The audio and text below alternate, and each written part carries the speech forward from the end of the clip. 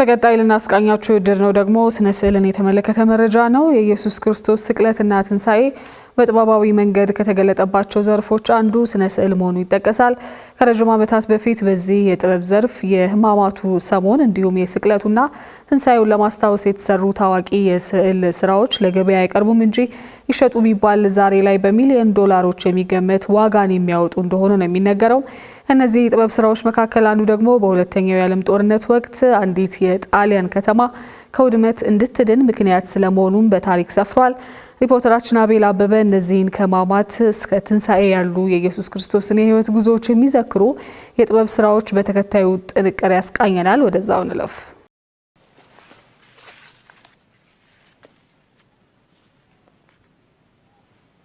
ቅዱስ የሆንከው የዓለም ንጉሥ፣ የፍጥረታት ሁሉ ጌታ፣ ይህንን ህብስት ባርከ ስጠን።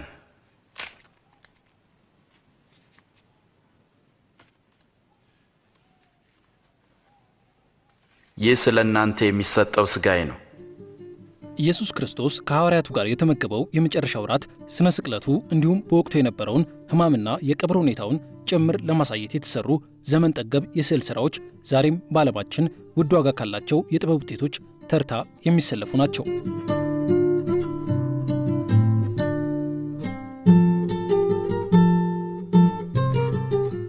ከነዚህ የስዕል ሥራዎች ውስጥ በቀዳሚነት የሚጠቀሰው በአንጋፋው ሰዓሊ ሊዮናርዶ ዳቪንቺ የተሰራውና የመጨረሻው ራት የሚል ስያሜ የተሰጠው የስዕል ሥራ ነው።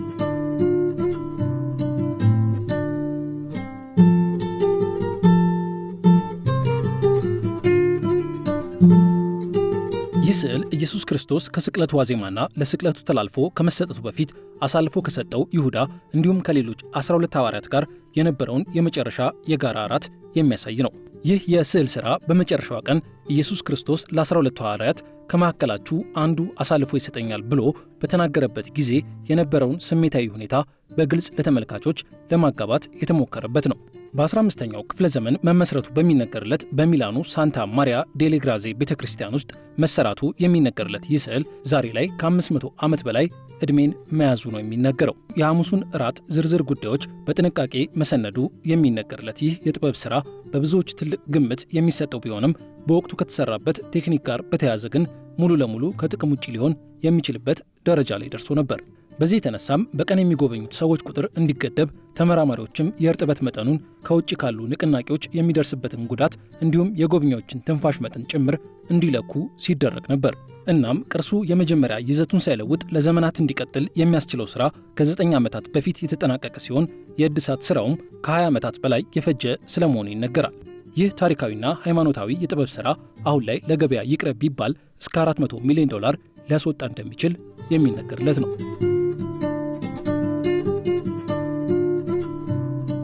በ16ኛው ክፍለ ዘመን መሰራቱ የሚነገርለትና የኢየሱስ ክርስቶስ ስነ ስቅለትን ለማሰብ ከተሰናዱ የጥበብ ውጤቶች መካከል አይዘንሃይም አልተር ፒስ የተሰኘው የስዕል ሥራ ሌላኛው ተጠቃሽ ነው።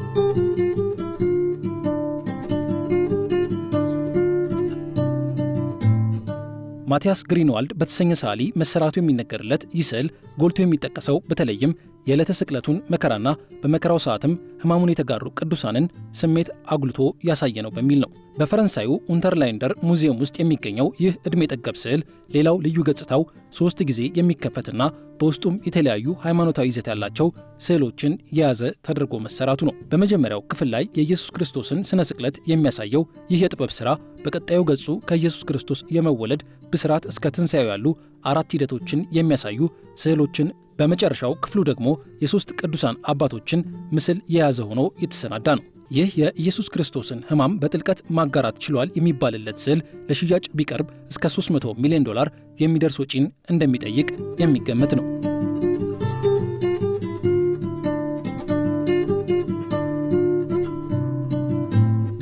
በጎርጎሮሳውያኑ የዘመን ቀመር 1604 ላይ እንደተሰራ የሚነገርለትና የኢየሱስ ክርስቶስን ወደ መቃብር መውረድ የሚያሳየው ጥንታዊ ስዕልም እስከዛሬ ድረስ በቫቲካን ሙዚየም ተቀምጦ ያለ ሌላው የጥበብ ሥራ ነው። ይህ ስነ ስዕል ኢየሱስ ክርስቶስ ከመስቀል ወርዶ ወደ ቀብር ቦታው ሲወሰድ የነበረውን ሁኔታ የሚያሳይ ሆኖ የተሰራ ነው። ስዕሉ የሰው ነፍስ በእጁ መጥፋቱን ተከትሎ የዕድሜውን ብዙ ጊዜ ሕግንና እስርን ሲሸሽ በቆየው ሰዓሊ ሚካኤል አንጄሎ ካርቫጎ የተሰራ መሆኑ ደግሞ ይህን ሥራ ለየት የሚያደርገው ጉዳይ ሆኖ ይጠቀሳል። ከሲሲሊ ኔፕልስ፣ ከኔፕልስ ማልታ እየተዘዋወረ በርካታ የስዕል ሥራዎችን የሠራው ይህ ሰዓሊ በጎርጎሮሳውያኑ 1610 ላይ በትኩሳት ሕመም ሕይወቱ እንዳለፈ ነው የሚነገረው። የኢየሱስ ክርስቶስን ወደ መቃብር መውረድ የሚያሳየውና ሰዓሊውን በታሪክ እንዲጠቀስ ያደርገው ይህ ጥንታዊ ሥራው አሁን ላይ እስከ $150 ሚሊዮን ሊያወጣ እንደሚችል የሚገመት ነው።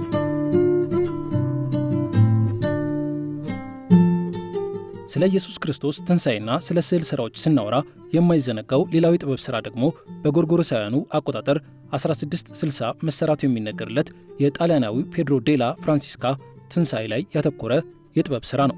ይህ የጥበብ ሥራ ከመላው ዓለም ከፍ ባለመልኩ መገኛው ለሆነችው ለጣሊያኗ ሳንሴፓልክሮ ከተማ የተለየ ትርጉም የሚሰጥ እንደሆነ ይነገርለታል። ይህን ለማለት የሚያስደፍረው ጉዳይ ወደ ሁለተኛው የዓለም ጦርነት ስቦ የሚመልሰን ነው። 1944 ላይ የእንግሊዝ ጦርን እየመራ ይህችን ከተማ የተቆጣጠረው ካፒቴን አንቶኒ ክላርክ የጀርመንን ጦር ከከተማዋ ለማስወገድ ከተማዋ እንድትወድም መወሰን ነበረበት። ሆኖም ከተማዋ ከ500 ዓመት በላይ ያስቆጠረና የኢየሱስ ክርስቶስን ስነ ስቅለት የሚዘክር ሥራ እንደያዘች ያወቀው ካፒቴኑ ለጥበብ በነበረው ፍቅር የተነሳ ከተማዋን ከማውደብ ይልቅ ከጀርመናውያኑ ጋር በመነጋገር ያለምንም ውድመት ለቀው እንዲወጡ ማድረጉ በታሪክ ሰፍሯል። ይህን ተከትሎም ከጥበብ ውጤትነቱ ባሻገር አንድን ከተማና ሕዝቦቿን ከጥፋት የታደገ ሆኖ የሚጠቀስ ነው። ይህ የጥበብ ሥራ ለሽያጭ የሚቀርብ ባይሆንም በባለሙያዎች ግምት አሁን ላይ $200 ሚሊዮን በላይ የሚያወጣ ነው።